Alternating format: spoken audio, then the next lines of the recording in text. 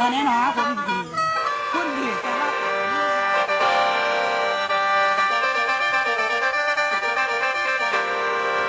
โอ้ยละเนาะ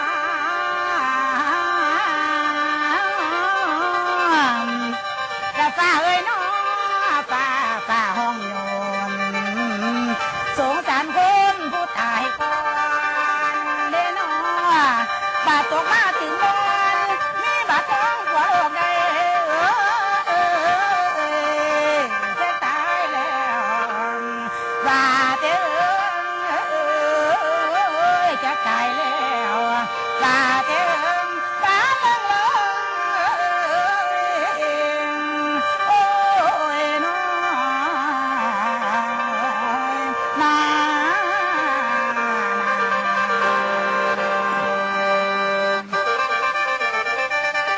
เอาล่ะนี่พ่อมือเดือนหกตั้งเหลือรู้ปีหน้าหอดฝนก็ตกแดดน้อยที่ห้ำพื้นมาแผ่นดิน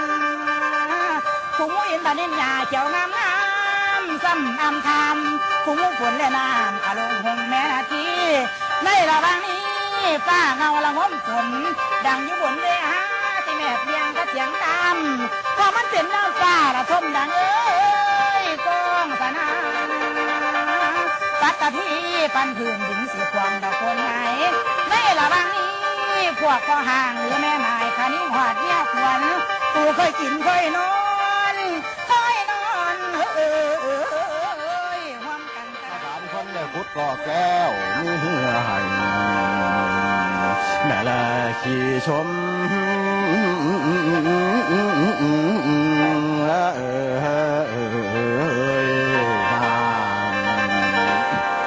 เอาล่ะทั้งฟังนี่มีสนามเด็กเล่นเจซี่เฮ็ดไว้ฟังสามหมู่บ้านรอบรอมก็คุ้นก็ออกสอเหลียวสามหมู่บ้านรอบรอมก็โค่นก็ออกสอเหลืองหรือสิไปทางเบื้องกำไฟเขื่อนอุบลรัฐเสื้อผสมทิวทัศน์เขื่อนอุบลดูได้หนทางไปปัดแป้นเกี่ยงผูยางจนหอดท่าไปส้มป่าแม่ข่าไปหาเหล่นเมืองสู่แนวไปหอดแล้วสิเดี๋ยวเบิ่งทิวทัศน์ไปนั่งเศร้าให้ลมพัดอยู่หัวผู้พุ่นเชิญคุณไปดูไรเชิญคุณไปทางขอนแก่นเมืองเสียงคูนดอกแค้นแดนเมืองไหมมัดมีโก้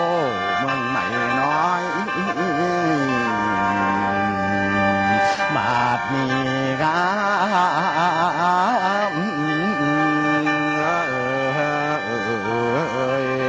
ละนา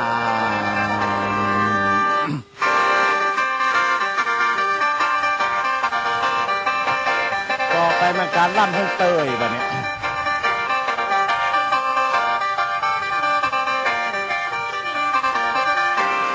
สาวหนังจุ่มทองจังว่าสาวจุ่มทองจังว่าเหลียวเห็นหน้าเลยขาวมายิ้มเป็นแฟนหรือมันแฟนเพิ่นบ่หรือเป็นสู่เพิ่นผู้ใดจังว่าบุญของเทนี่พ่อยักหยาบยับเข้าใกล้ยับเข้าใกล้ยับ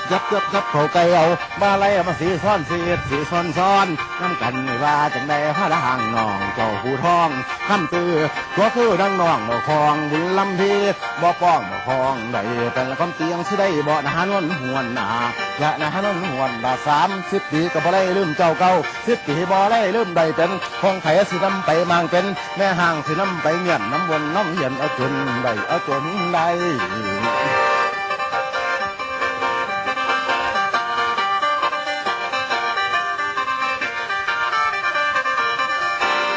โอ้ยพี่เชยเอ้ยโอ้ยพี่บ่ลำขันการขันเตยกับจังมาการขันเตยกันเลยให้มันคงกันเลยให้มันคงหนุ่ยนางนาดน้องมาลำเตยมันใช้แขนสูดคะแนนได้สั่งสูดคะแนนได้สอยก็เป็นเสียง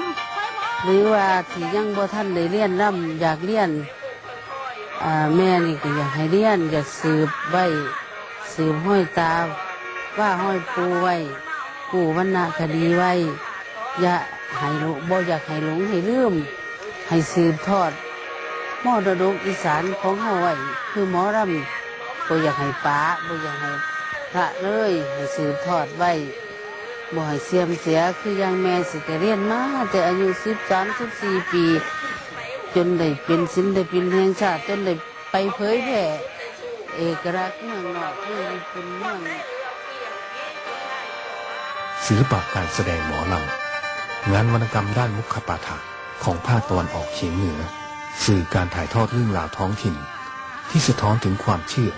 ความเป็นมาในอดีตเรื่องราวพื้นเพความเป็นอยู่ดั้งเดิมของพี่น้องชาวอีสานนอกจากเนื้อหาของเรื่องราวที่ถ่ายทอดบนภาษาถิ่นให้เราได้ศึกษากันแล้วเครื่องดนตรีที่นำมาประกอบการละเล่นโดยเฉพาะอย่างยิ่งแคนที่ถือเป็นเครื่องดนตรีหลักของหมอลำสามารถแสดงให้เห็นถึงความมีอารยธรรมความศิวิไลซ์ของคนพื้นบ้านชาวอีสานที่ยังคงสืบสานถ่ายทอดกันมาอยู่จนทุกวันนี้